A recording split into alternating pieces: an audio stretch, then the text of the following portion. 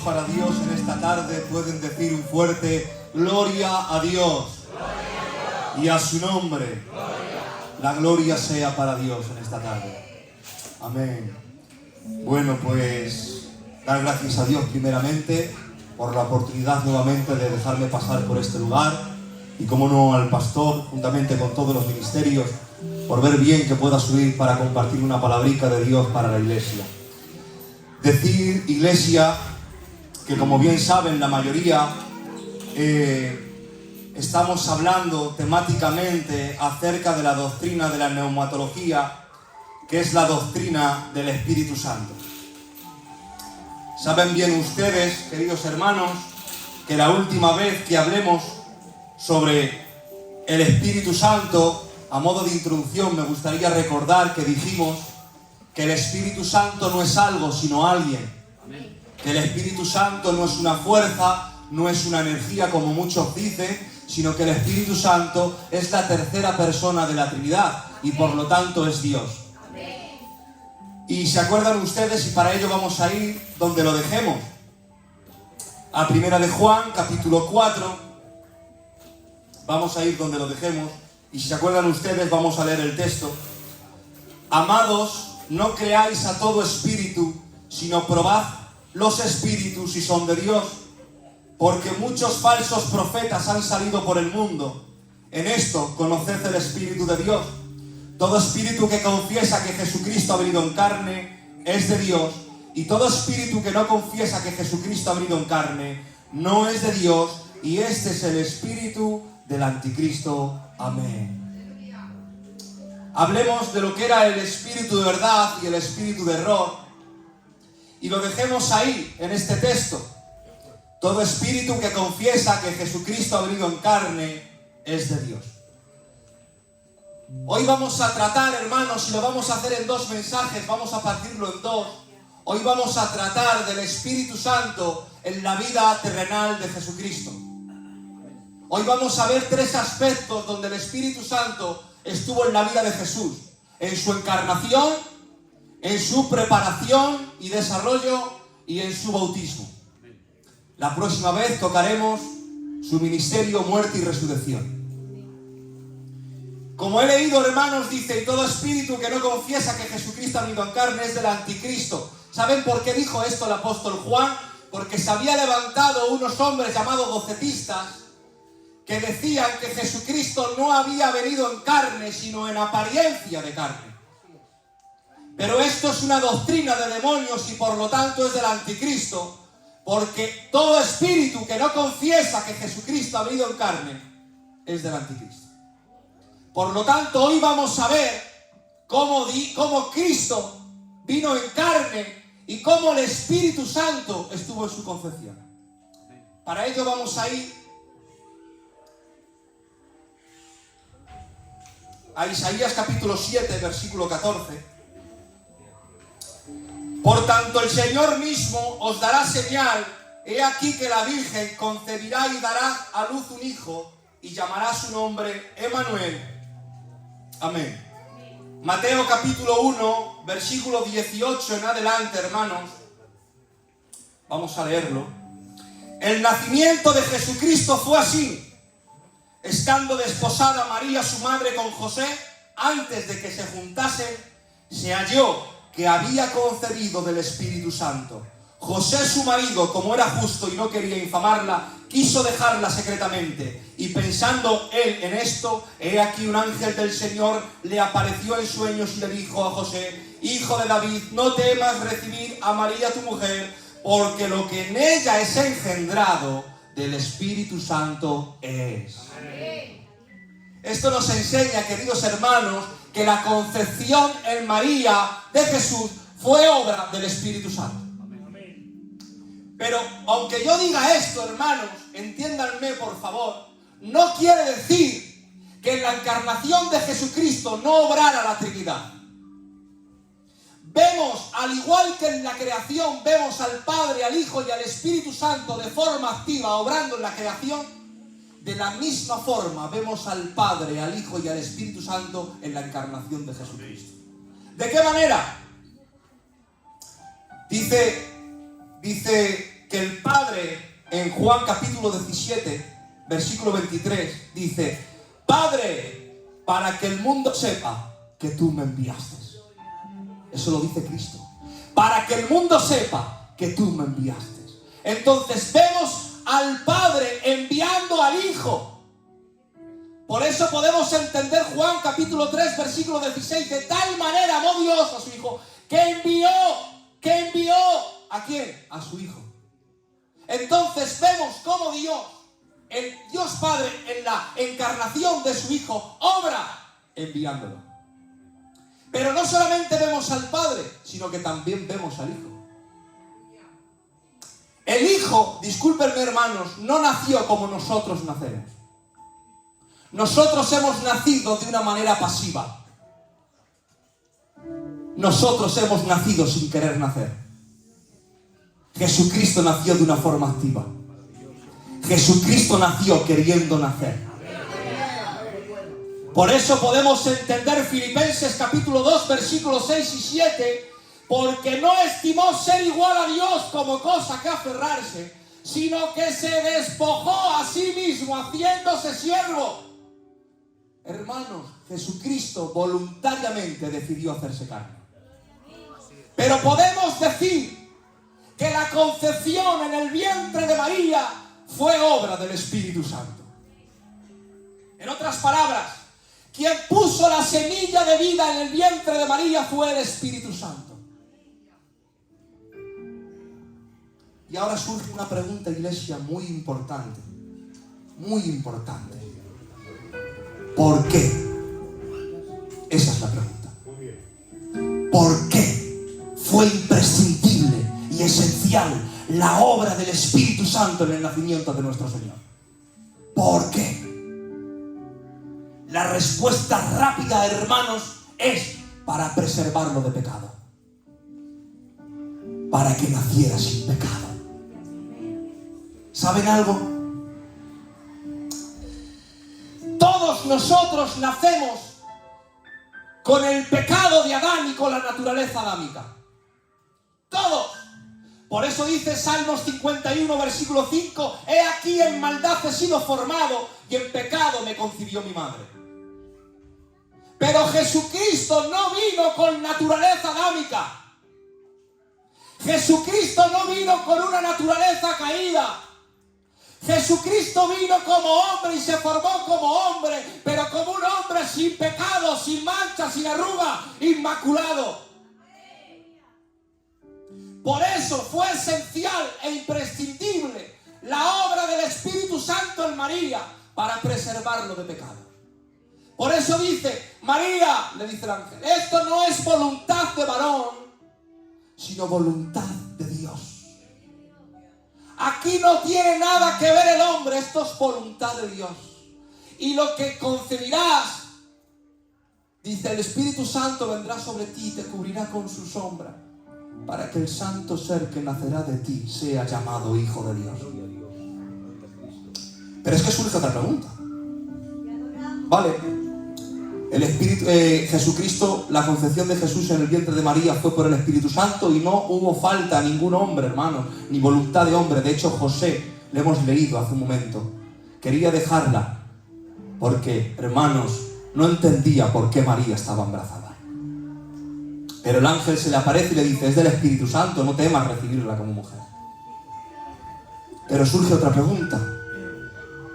Entonces, ¿por qué María, si es la madre de Jesús y estuvo el niño 9 meses en el vientre, cómo entonces no pasó María la naturaleza caída y adámica, o sea, su pecado, al niño? ¿Cómo? Sencillamente, hermanos, porque Lucas, cuando dice en el capítulo 1, dice que el Espíritu Santo vendrá sobre ti. María no entendía el mensaje de aquel ángel. ¿Cómo es posible si no conozco varón? Y dice: por el Espíritu Santo que vendrá sobre ti. ¿Sobre quién vino? Sobre María. Y dice: y el poder del Altísimo te cubrirá con su sombra. Y ahí vemos, hermanos, cómo María se percibe pecadora, porque dice la Iglesia católica, hermanos, que María pudo tener a Jesús sin pecado porque María no había pecado y María no era pecadora. Pero eso no dice las Escrituras, hermanos. María traía la naturaleza de sus padres, la naturaleza caída de Adán, y por tanto María era pecadora. Por eso María, cuando se presenta a Elizabeth, a su prima, la madre de Juan el Bautista, la dice algo muy importante. Y la dice: el Señor ha mirado mi bajeza. En el original, ha mirado mi pecado. Y sigue diciendo: y ha tenido misericordia. María se concebía como una mujer pecadora que no merecía tal privilegio de llevar en su vientre a Jesucristo, al Salvador del mundo. Y como no entendía este mensaje, llega el ángel y le dice: el poder del Altísimo te cubrirá con su sombra. O sea, el Espíritu Santo obró de una manera misteriosa sobre María para que María solo fuera la casa donde Jesús estuviera y pudiera adoptar la humanidad, pero la humanidad sin pecado y sin mancha, como todos nosotros la heredamos. Eso hizo el Espíritu Santo. Todos nosotros heredamos la imagen de Adán. Génesis capítulo 5. Pero Jesucristo no. ¿Por qué no? Vamos a ver. Dice: este es el libro de las generaciones de Adán, el día en que creó Dios al hombre, a semejanza de Dios lo hizo. Por favor, tengan atención. El día que Dios formó al hombre, ¿a qué imagen la hizo? A la de Dios. Pero mirad cuando Adán tuvo hijos, ¿a qué imagen venían? Dice: varón y hembra los creó y los bendijo y llamó el nombre de ellos Adán. Y vivió Adán 130 años y engendró un hijo a su semejanza, conforme a su imagen, y lo llamó Set.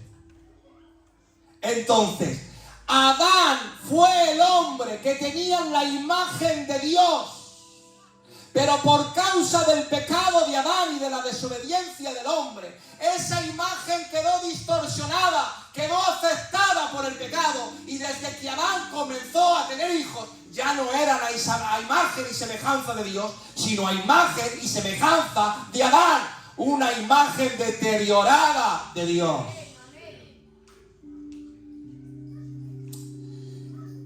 Pero, por eso dice Romanos, capítulo 5, versículo 12: por tanto, como el pecado entró en el mundo por un hombre y por el pecado la muerte, así la muerte pasó a todos los hombres por cuanto todos pecaron. Por cuanto todos pecaron. Todos en Adán somos pecadores. Simplemente, hermanos, simplemente por el mero hecho de nacer, nacemos pecadores. Y nacemos con la culpa de Adán y con una naturaleza caída, inclinada a hacer el mal. Eso es como nacemos. Pero ¿saben algo glorioso?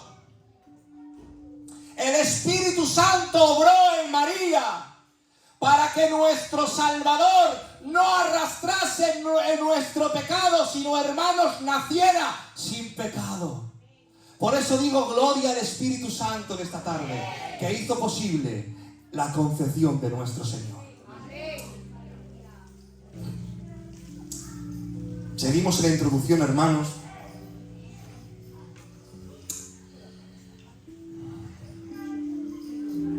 Cristo no tenía pecado. Cristo nunca pecó. Cristo nació sin pecado. ¿Y dónde lo vemos? Dice,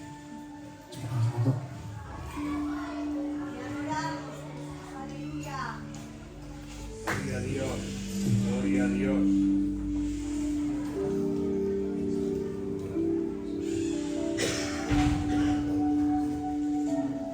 Bueno, se me ha borrado, hermanos, pero no pasa nada. Dice que nosotros no tenemos un sumo sacerdote que no pueda compadecerse de nosotros y de nuestras debilidades, sino que fue tentado en todo, pero sin pecado. Entonces la Biblia tenía varios versículos para decir: La Biblia, hermanos, enteramente habla de que Cristo vino al mundo sin pecado. Y se fue de este mundo sin pecado. Amén. Pero es que ahora, hermanos, hemos visto cómo es necesaria la obra del Espíritu Santo en la concepción y en el nacimiento de Jesús, hermanos. De una forma misteriosa el Espíritu Santo obró en María y Jesús nació no por voluntad de varón, sino por voluntad de Dios. Y cuando entendemos eso, hermanos, podemos entender algo muy glorioso, hermanos. Y es que nosotros, al igual que Jesús necesitó del Espíritu Santo para nacer, nosotros necesitamos al Espíritu Santo para nacer de nuevo. Amén. Amén. Por eso, hermanos, dice Juan capítulo 3, cuando Jesús habla con Nicodemo, vamos a leerlo, hermanos, para que no haya ningún tipo de error. Dice Juan capítulo 3, Nicodemo le dijo: ¿cómo puede un hombre nacer siendo viejo? Pues ¿acaso puede entrar por segunda vez en el vientre de su madre y nacer? Y respondió Jesús: de cierto te digo, que el que no naciere de agua y del Espíritu no puede entrar en el reino de Dios. Y sigue diciendo: lo que es nacido de la carne, carne es, y lo que es nacido del Espíritu, Espíritu es. Lo que Jesús le está diciendo a Nicodemo: Nicodemo, te es necesario nacer para poder entrar. Te es necesario nacer de nuevo. Pero ahora no sé qué ha ocurrido en Nicodemo con estas palabras, que se ha empezado a dar un poquito de importancia. Se ha empezado un poquito a maravillar, y dice la Biblia: no te maravilles, le dice Jesús, porque te he dicho que te es necesario nacer de nuevo. Os es necesario, dice, el viento sopla de donde quiere y oyes su sonido, mas ni sabes de dónde viene ni a dónde va. Así es todo aquel que es nacido del Espíritu. ¿Estamos entendiendo el contexto, hermanos? Jesús necesitó del Espíritu Santo para ser concebido en el vientre de María y nacer. De la misma manera, es imprescindible para nosotros nacer de nuevo por medio de la obra del Espíritu Santo en todos nosotros. Amén. Pero no nos podemos gloriar de esto, porque esto no depende de nosotros, sino que depende del Espíritu Santo de Dios. Amén. Y ahora podemos entender aquellas palabras cuando le dice a Nicodemo: no te maravilles, no te des importancia, no te des tono, porque te he dicho que te es necesario nacer de nuevo, sino que el viento sopla por donde quiere. Mire, le está hablando de que el Espíritu es el que imparte vida, como quiere. Hasta el punto, hermanos, que si vamos a una regla de la hermenéutica, hay una regla, hermanos, en la hermenéutica que dice, que es la regla de la primera mención, que cuando no entiendes un pasaje, tú te vas a la primera mención donde esa palabra es mencionada por primera vez y te mete dentro del contexto. Mirad, hermanos, ¿qué dice? El viento sopla donde quiere. ¿Dónde se mencionó por primera vez el soplo? Génesis, en la creación. Dice: y siendo Adán un ser inerte, un cuerpo de barro sin vida, dice que sopló en su nariz aliento de vida. Y en el original, en el hebreo, dice el ruaj, el espíritu, el mismo espíritu que le está hablando a Nicodemo. Le dice el neuma que le está diciendo en griego es el ruaj en hebreo. Y le está diciendo: como eres un maestro de la ley y te conoces el Antiguo Testamento de memoria, vas a entender cuando te digo que el viento sopla donde quiere. Está diciendo: igual que en Adán fue necesario el soplo del Espíritu para que Adán comenzara a ser un ser viviente. Así tú, Nicodemo, necesitas el soplo, el Espíritu en ti que te imparta vida para que comiences a nacer de nuevo. Amén. Los que lo crean digan amén. Amén. Aleluya. No depende de ti, Nicodemo. El Espíritu va donde quiere. Oye su sonido, mas no sabes dónde va. ¿Nos ha quedado claro, hermanos, que el Espíritu Santo fue quien hizo posible que Jesucristo viniera en carne? Y ahora, hermanos, vamos a ver cómo el Espíritu Santo, porque Jesús, déjenme decirles que no se quedó en el pesebre, sino que siguió creciendo y se hizo niño y se hizo mozo y tuvo 12 años y fue al templo, y dice la gloriosa palabra del Señor que el Espíritu, que dice, y la gracia, no, y el niño crecía y se fortalecía en gracia y en favor delante de Dios y delante de los hombres. Y hermanos, está diciendo el Espíritu Santo lo acompañaba y lo hacía crecer y lo fortalecía. Y tú dices, Adonai, pero si no menciona el Espíritu Santo, si dice la gracia de Dios estaba con él y le fortalecía y le llenaba de sabiduría.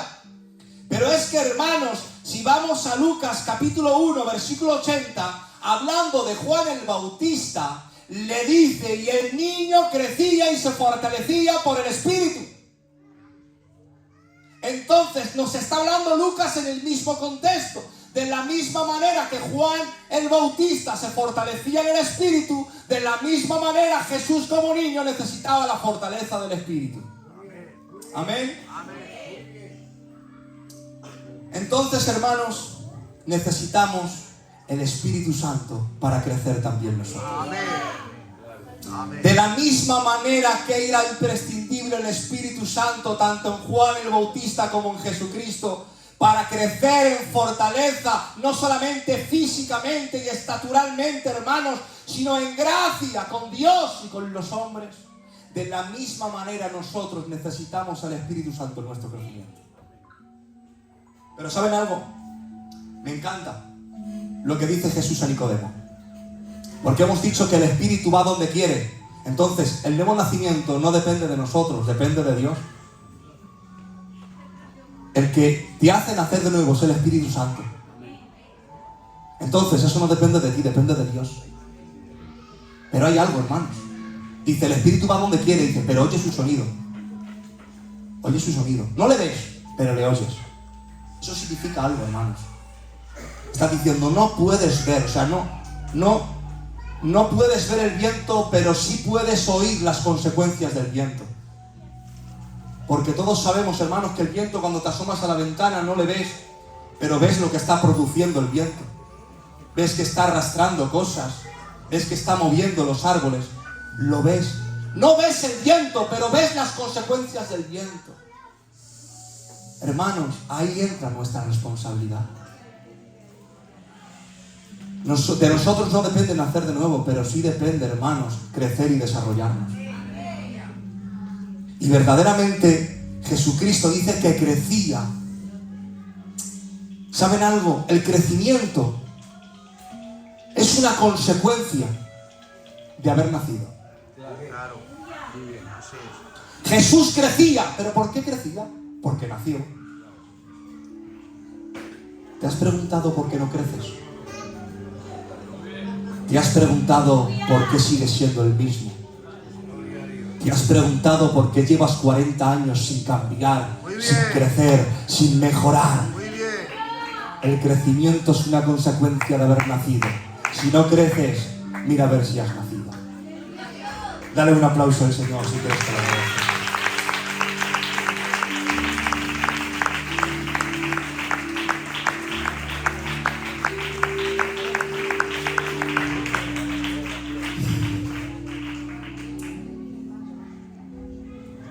Pero ahora vemos a Jesús cómo se presenta en el río Jordán para ser bautizado por Juan el Bautista. ¿Saben algo? Me viene bien, porque la hora es avanzada, Y me viene bien que mi tío Abraham hace poco ha hablado por qué Jesús se bautizó y pasó por las aguas. Y lo explicó muy bien. Y todo aquel que no lo haya escuchado, le invito a que se meta en el canal, se suscriba y le dé a like. Y lo explicó muy bien y dijo para cumplir toda justicia. Él no necesitaba hermanos porque no había pecado, lavamiento de pecado, pero él por cumplir con la justicia y por hacerse, verdad, más cercano a todos nosotros. Lo explicó muy bien. Entonces nos vamos a saltar esa parte, pero vamos ahí porque estamos hablando del Espíritu Santo. Y vamos a ver cómo el Espíritu Santo estuvo en el bautismo de Jesús y de qué forma estuvo en el bautismo de Jesús y qué nos quería enseñar estando en el bautismo de Jesús.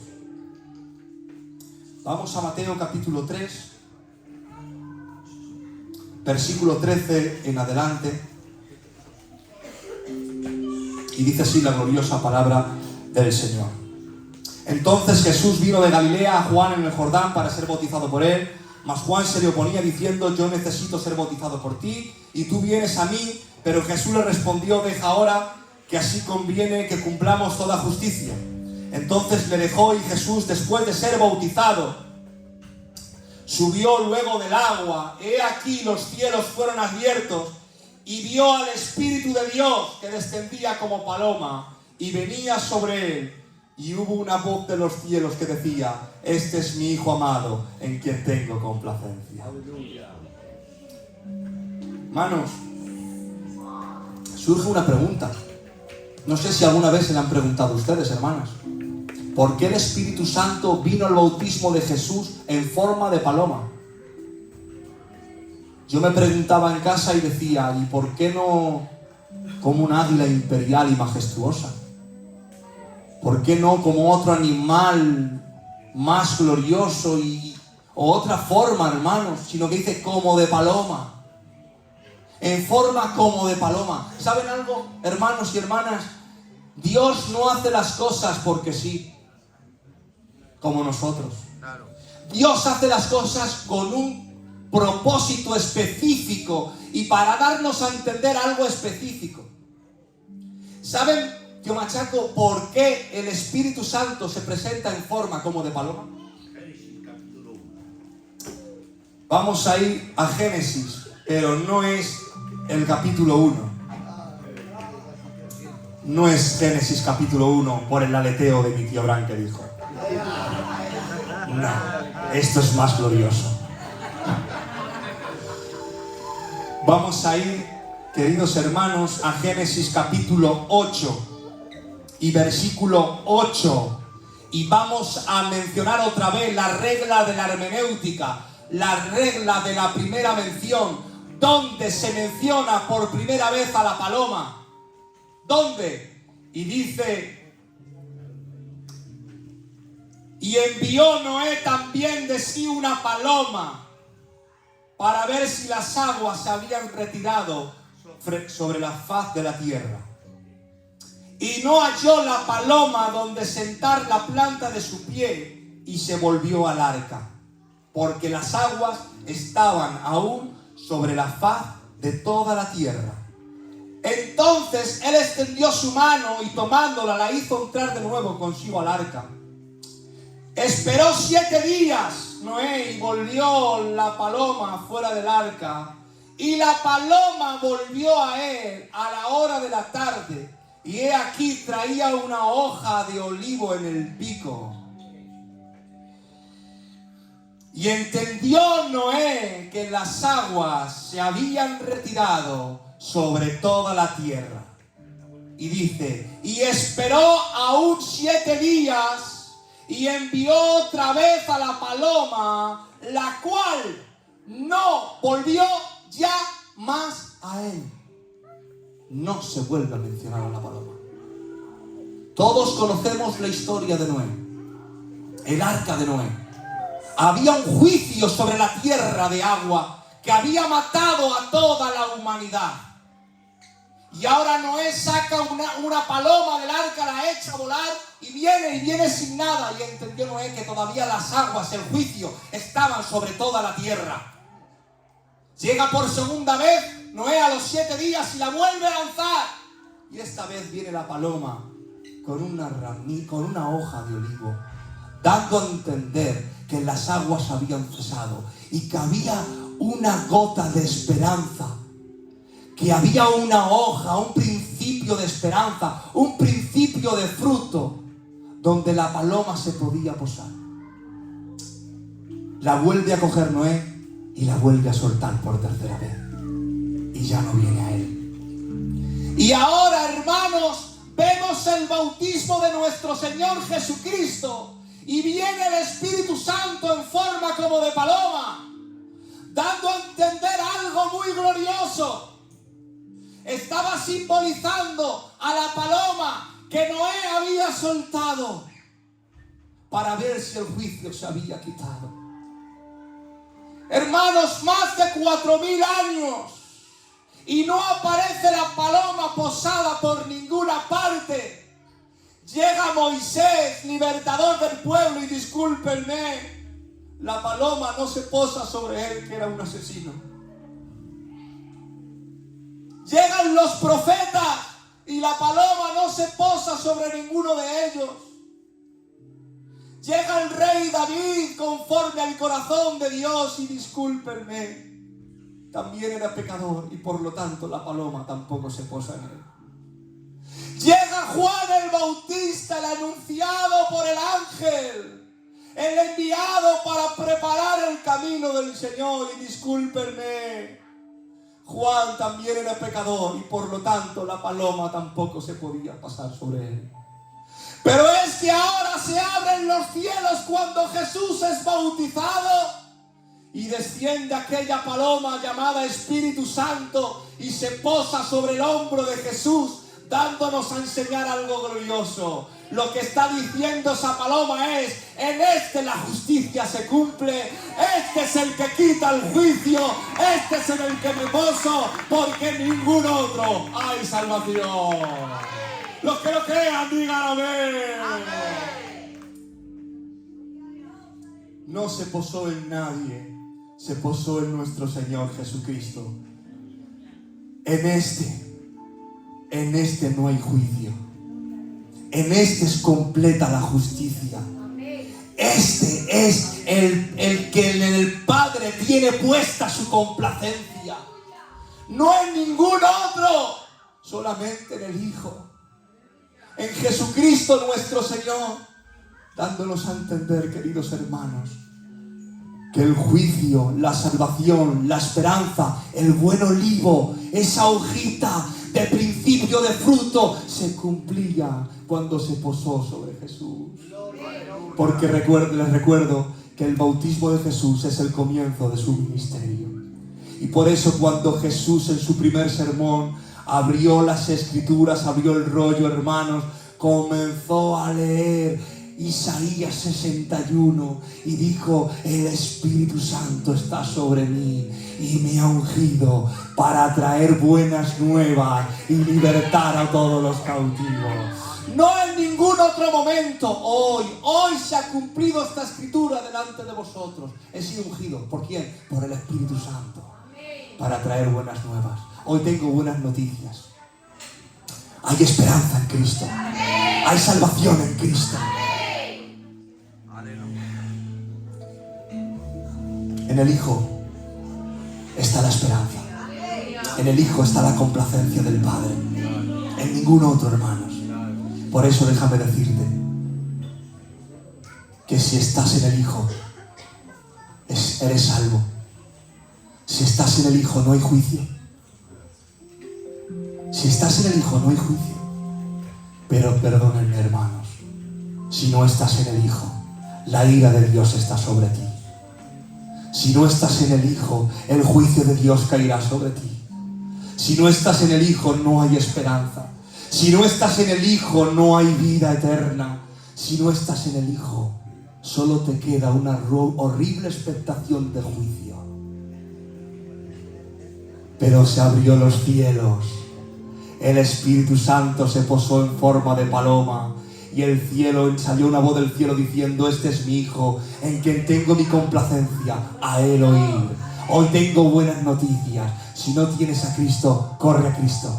Corre a Cristo, corre a Cristo. En Él está la salvación, en Él está la vida, en Él no hay juicio, en Él la justicia ha quedado satisfecha, en Él y solamente en Él está la complacencia del Padre. Un aplauso para el Señor y que Dios nos siga bendiciendo.